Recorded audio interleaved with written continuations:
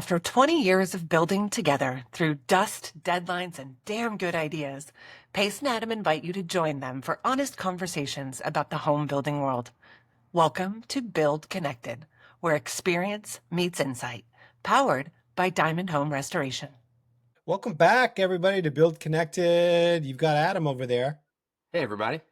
and I'm Pace. Welcome to episode 11. I am remote. I'm on vacation in Maine, sitting in my cabin, happy as can be. Oh yeah, look at you. That's not an office. That's like This that's this is camp. my wife's office slash library.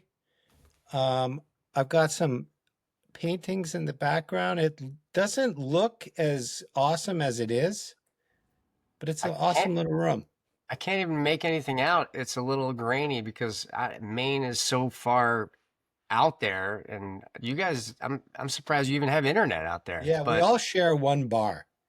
So we'll see what happens. nice. Then not like a drinking bar. There's plenty of those. Just one cell bar. That's what I'm working off. Well, I'm glad you're enjoying your vacation. My time is coming soon. Yeah, right Uh, now there's people in front of me. I'm looking over the computer at the lake, and there's a group of people swimming. That's where I need to be soon.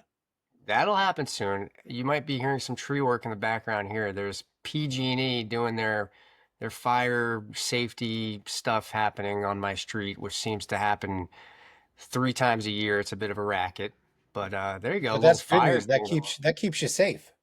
Yeah, I'm feeling real safe. All right. Well, All let's. right, well let's jump into it. Let me get into some stuff here. I want to talk a little bit today about control layers, specific products that we really like using on houses when we're talking about uh, weather resistant barriers, also known as WRBs. So these are like your house wrap products, right? And let's just talk about different kinds of house wraps, just a few of them, right? There's liquid applied membranes that can be rolled on.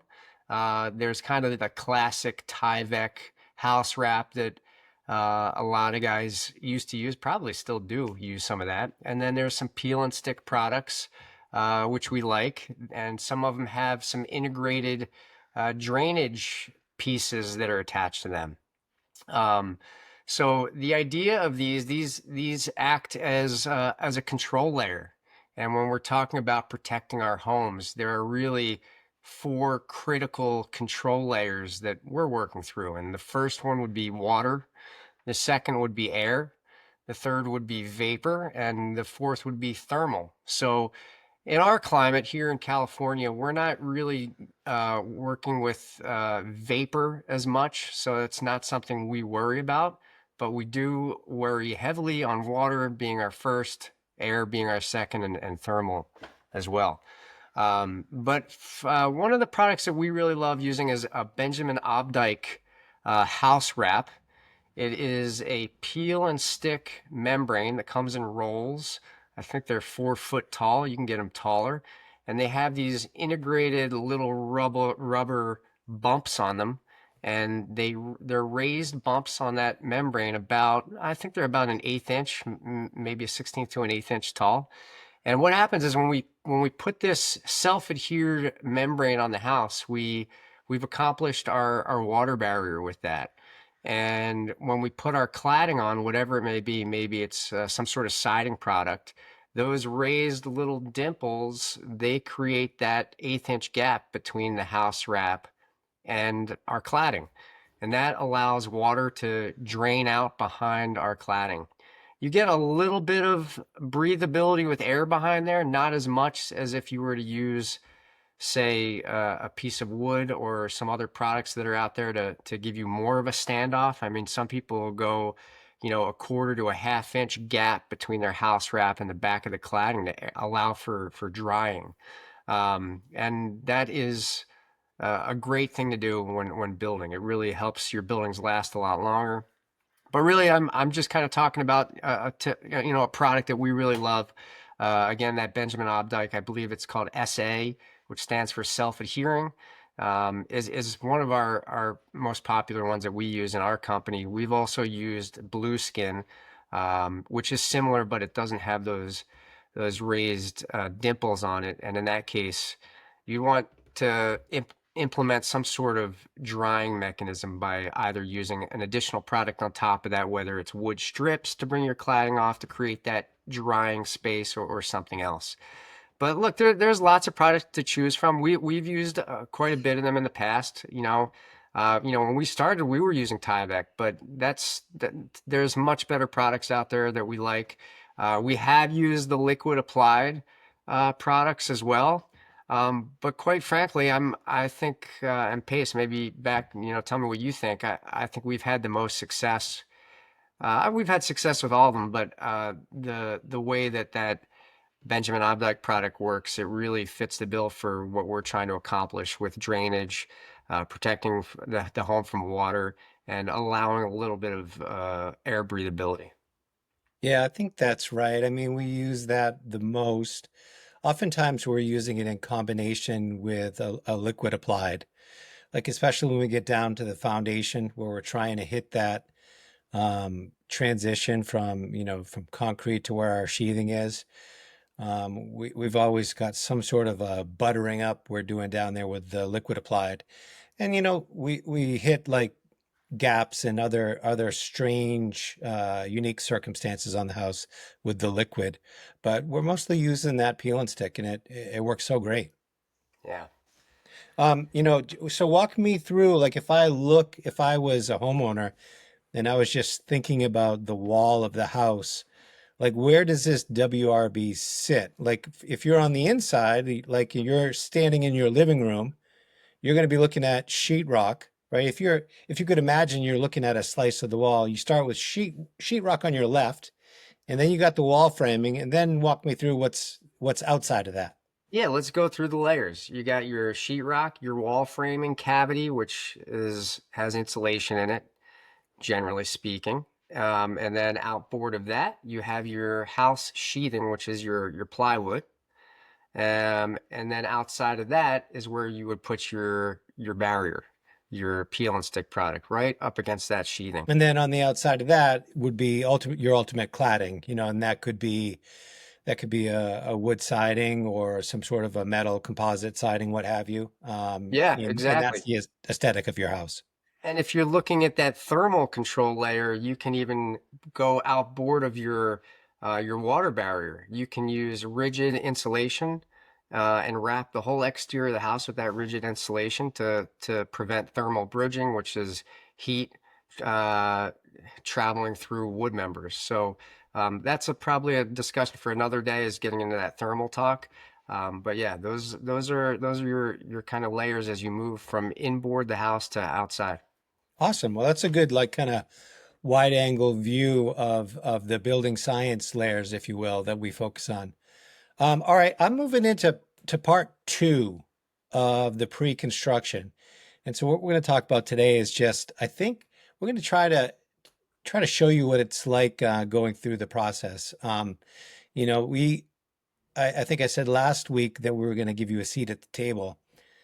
The first time we sit down with a homeowner, um, it's a free meeting, right? And it's just about introductions, really. It's about meeting the homeowner, them meeting us, kind of, getting a feel for what the project is, what their priorities are, what their timeline is, what their personality is, right? Just seeing if it will be a good match. We go through that whole introduction, which is really critical. Everybody's not a fit for each other. So that first meeting is important. And then we talk about pre-construction and how it helps keeping the design of the project on track with the budget. So if that first meeting goes well, we move into our pre-construction, which is 2 to 3 rounds of pricing of plans provided by whether it's a designer or an architect. And so where we ideally start is with a set of schematic drawings. And that's, I'm using the word schematic. There's not a lot of detail. There's a general scope of the project. If there's an addition on the house, we can see where it is, the size of it, We can see all of the rooms that are going to be in there. We don't have like cabinet layouts. We don't have like built-ins called out. We've got just kind of the big picture of what they're trying to accomplish. If it's Schematic or schematic? schematic, Schematic. It must be a main thing. well, Schematic came out of your Philly mouth. would definitely say schematic, I'm Negative. sure. Or is that Tahoe? That's the Tahoe in you. Proceed. Okay, I'm sorry. So once we have that set of schematic drawings, Adam and I can sit down and we can do our first round of detailed pricing. And break it down by trade, um, to the best of our ability, experience with similar jobs. We'll put some pricing to it, and that'll give us a grand total. We'll come back to the table and we'll sit down and we'll walk through each line with the clients. Oftentimes, the architect or designer's there, and so we'll go through, and what it allows is you can start to see where the money flows. So that's something that homeowners just don't have before this meeting. They know that they want to add a bedroom or they want to redo a kitchen, but they can start to see all the different trades that are at play in each part of the project. And they can see how changing things affects the overall cost. So typically we get through the first meeting and we're over budget. What we try to do is we try to have an option 1, 2, and 3 on where we could scale back or change things to hopefully get to the budget that we've talked about in our introduction. At that point, the plans will go back with the designer and they'll spend some time doing those revisions. And then they come back to us and we'll go through that second round. We'll do detailed pricing. We'll sit down again at the table with everybody and we'll walk through all of the pricing and see where the total ends up now. And, more times than not, we're on budget at that point. But sometimes we need an additional, like a third round, to scale back or change or shift gears, in order to stay on track with the budget. But that's the general gist of what we're doing in pre-construction. And Adam, you love talking about this, so tell me what I missed. Well, it's funny. Every time we go through this process with our clients, right, we have our detailed estimate for review and we hand it to them. And the first thing they want to do is just peel back all the layers and go to the last page, right? Like, what is the total amount? And that's normal. And in fact, we present it that way now. We put it in front of them. We're like, just turn to the last page so you can see what the final number is, because it's going to hurt. And I mean, 9 times out of 10, that number is over their budget. And from our point of view, that's to be expected. I mean, before we started this pre-construction, right, people were going and getting multiple bids on a completed set of plans. And they're in the same boat. But the problem then was they've already laid out the money for engineering, for architectural plans, and for permitting. But at this point, with our pre-construction process, we're able to get ahead of that, right? We we find out they're over budget right off the bat, and we talk about ways where we can make adjustments while still kind of sticking with some of the key things that they want in their project. So, look, it's important to know as a homeowner, this process, it's so important, right? Because again, 9 times out of 10, you're over budget and you don't realize it unless you can take these steps with your builder. That's why it's important to choose your builder early in the process. I mean, we've talked about this in previous episodes. So, I think it's just important to understand that going into the process, and your contractor is there because you trust them, and with all of their skill sets and the years of learning, they are able to bring things to the table to help you scale back where needed, tell you where it makes sense to save money and where it makes sense to spend money. Yeah, I mean, I have two things that come to mind. I was talking to somebody after last week's episode, and you said something to me like mid episode. You were like, tell them what that means or something. I don't can't remember what you said. And I had done a bad job, I guess, of what I was trying to relay. And I think the point is, don't get too far ahead of yourself, right? Isn't that the point of pre-construction? It's like do it bit by bit. Make sure that the money you spend on design is smart. Make sure you can afford to build that. So I think that ultimately is the point. Don't get too far ahead of yourself. And then the Second thing I was going to say is I think a lot of homeowners, when you talk about contractors, there's this impression that we just want to milk as much money out of a homeowner as we can. From my perspective, that is the last thing I want to do. You and I always talk about the most important thing for any project that we do is to have a smiling client at the end of the project. If our clients are happy, then it means our business thrives. And if we're doing things that are taking advantage, there's no way our homeowners are smiling at the end of the project. So if you find that contractor that you feel you have trust, just continue that trust and that they are working in your interest. And they don't want to break that trust with you. They want you to be happy at the end of the project. All right. All right, Adam, what are we going to talk about project-wise today? Let's talk about some of the little things that we experience on our jobs that can turn into big pain in the ass things. Favorite. And, and I think that homeowners can relate to this just in their everyday life, right? Whether you're tinkering on something, you're like, oh, this will just take me 2 minutes.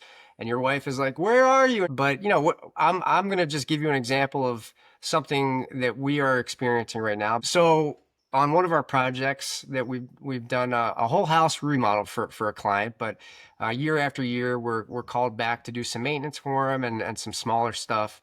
And, for us, once we have a client, you're kind of a client for life. Doesn't matter how big or small the jobs are after that, but we're there for you. In any case, he wanted us to put in this custom fireplace fire pit mechanism. So we purchased a burner set, and it went into this kind of unique contraption. And in order to make this a safe unit for his guests to use, because it's being installed outside of a little guest house, we needed to install an automatic shutoff. God forbid, right? So we have picture a yellow box with a big red button on it that says stop, and if you need to shut the gas off, you just hit that button and you're good to go, and it shuts the gas off. In any case, we fired this unit up and the burner barely lit. I'm talking like no flame. Let me go back even further. Before we even got to that small little light of fire inside the burner, first we hooked this thing up to the plumbing without the stop button just to make sure everything worked. And we had this raging fire. It was beautiful. And then it came time to install the automatic stop button. We put that in. The stop button is connected to a valve, and that valve opens and closes to allow gas to flow into the fireplace. So we hooked it up, pressed the on button, nothing. I mean, this is something, right? You'd think this is just as easy as it gets. Hit the on button, bam, you got fire, turn it off. It's you turn the thing off. But no, that's not the case. There were no instructions with this yellow box and the valve and all this stuff. So we had our plumber come, we had our electrician come, did all the work. Didn't work. Did some research, contacted the company. Finally, they sent an instruction set that made sense. Had the electrician come back, rewire everything again, and turn the on button. And sure enough, we got fire, but the fire was like an eighth of an inch high. Oh boy, what are we gonna do? So we realized we got power, but we don't have the flow. So bring the plumber back. Let's look at the valve. So that's it. Well, once we get that in, hopefully we'll be good to go. But maybe not. We'll fill you in on the next show. That was Yeah, I kind of a mean long-winded talk, but it's funny because in this instance it's a button, but it applies to so many things. Like, we are typically doing larger projects. We love doing whole house remodels, and every once in a while, like an old client will reach out and say, "Hey, do you remember that one bathroom we didn't do? Can we hit that? Can we do that bathroom now?" It's so funny. It's always the little jobs for us because we're used to a larger, year-long project. It's always the little teeny things that sneak up on you. Um, I don't know what it is. It's just an interesting occurrence. Yeah. All right. Well, that was another fun week. We're going to see you again next week. I'm still going to be on vacation. I'm going to be smiling. yeah, Uh, you sound very relaxed. I can tell you're on vacation. The tone of your voice a little softer, a little more relaxed. You still got what's the Boston hat today? You don't have many to choose from over there. You probably can only bring what, a dozen with you instead I've of got the a set. 17 dozen? I've got a set of probably 12 here at the at camp. Yeah, but I mean, a nice lunch on the wharf in Camden. How are you going to beat that? Real nice. Well, we'll see you when you get back, and then it'll be my turn. Well, thanks for joining us. We'll see you on the next episode. On pace. And I'm Adam. Thank you. See ya. Thanks for joining us on Build Connected. For more stories, insights, and ideas, visit diamondhomerestoration.com or find us on Instagram and LinkedIn. We'll be back next week. We hope you will too.